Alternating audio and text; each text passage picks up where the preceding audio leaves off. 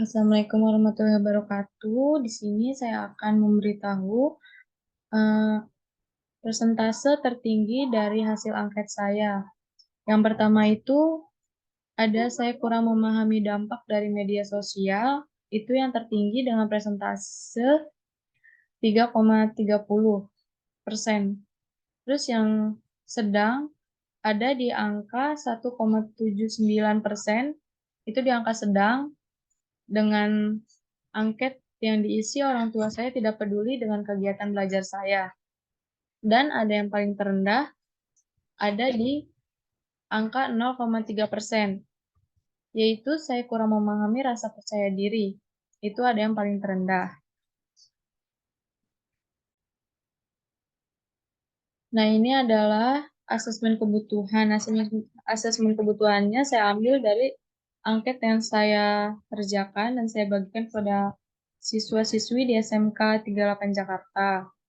Dan rumusan kebutuhannya itu berdasarkan apa yang siswa jawab dari angket yang saya kerjakan, yang saya bagikan sebelumnya. Jadi dari rumusan kebutuhan ini adalah hasil dari jawaban murid-murid yang mengisi sebuah angket yang saya bagikan.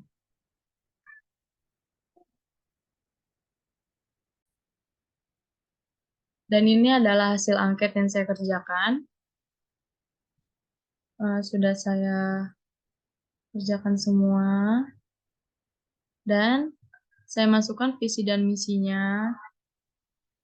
Terus saya masukkan deskripsi kebutuhannya juga.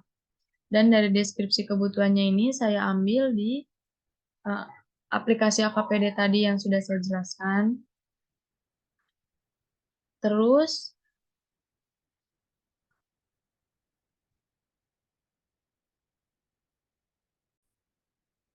di program tahunan saya masukkan semuanya dari hasil angket, terus program bulanan, program semesteran, dan RPL.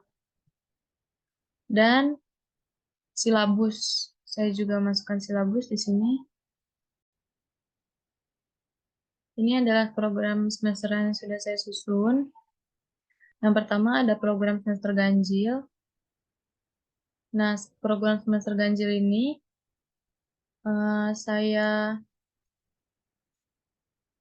saya buat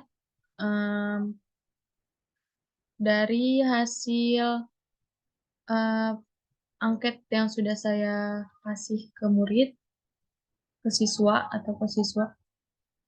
Jadi persiapan yang pertama itu pembagian tugas guru bimbingan dan konseling atau konselor. Tujuannya tercapainya efektivitas layanan bimbingan dan konseling. Jadi kan tadi ada presentasi yang lebih tinggi dan sampai yang terendah.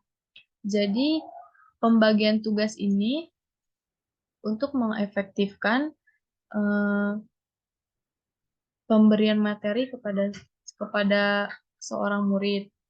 Terus yang kedua persiapan asesmen kebutuhannya melalui angket masalah siswa.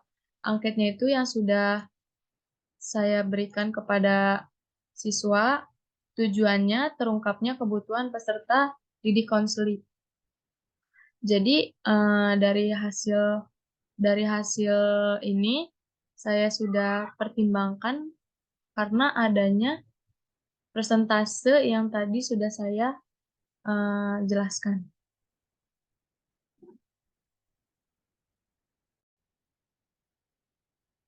Nah, di sini ada layanan BK, layanan dasar. Yang pertama itu ada layanan bimbingan klasikal. Eh, Penyesuaian diri remaja di sekolah baru.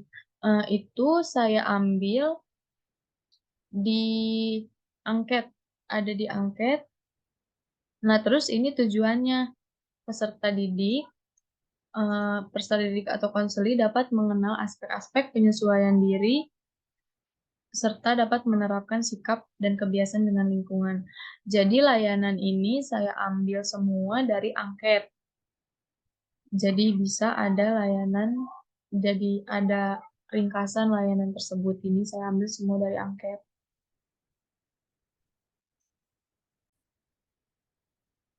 Dan yang program semester genap ini sama saya ambil dari angket juga. Jadi di angket tersebut misalkan ada kenakalan remaja dan cara menghindarinya. Misalkan ada angket tersebut dan saya masukkan ke sini, dan jadilah tujuannya ini peserta didik dapat mengetahui bentuk atau jenis kenakalan remaja dan dampaknya. Semuanya semuanya yang saya gunakan di sini untuk layanannya saya ambil dari deskripsi angket yang sudah saya jelaskan tadi.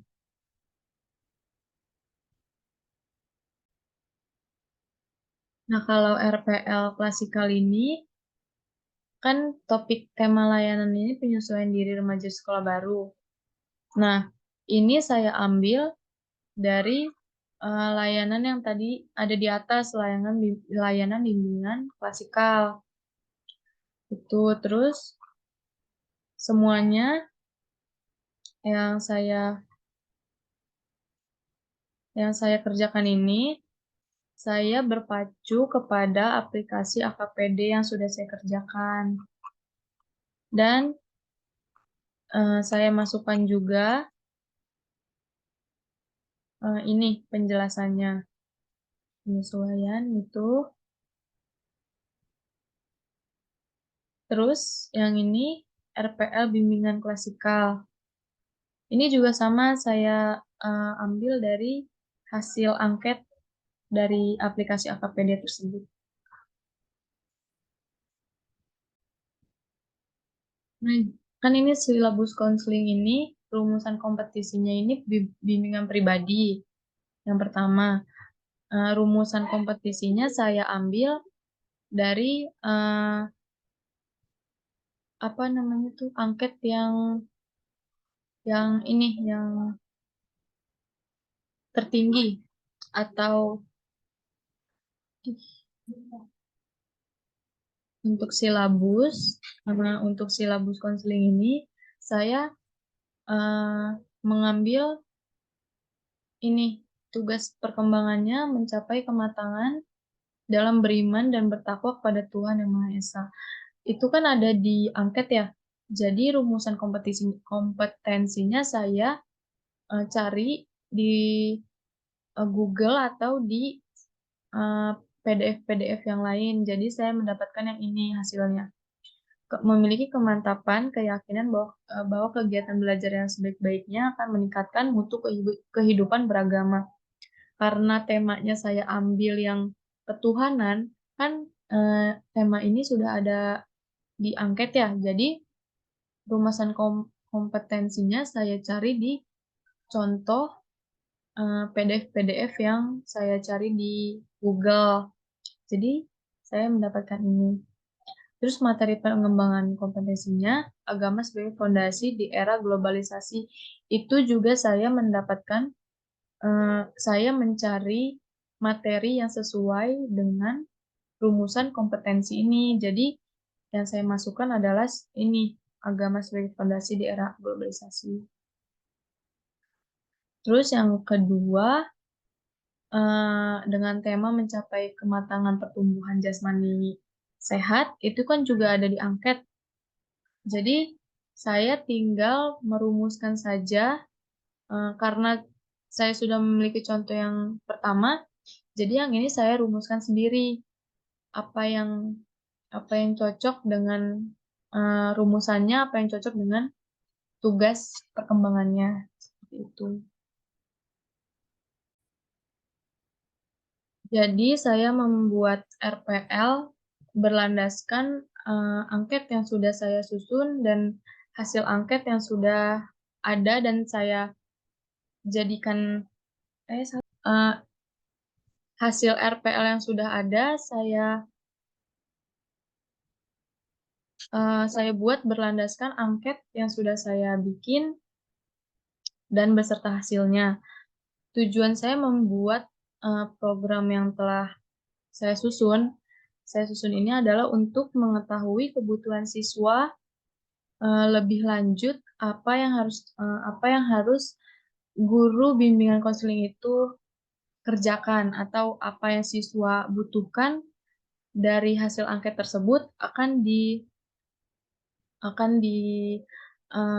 perbaiki atau akan dijelaskan lagi dengan guru BK, guru yang mengerti tentang perumusan-perumusan masalah yang sedang siswa alami tersebut. Kurang lebihnya seperti itu yang bisa saya jelaskan. Kurang lebihnya mohon maaf. Wassalamualaikum warahmatullahi wabarakatuh.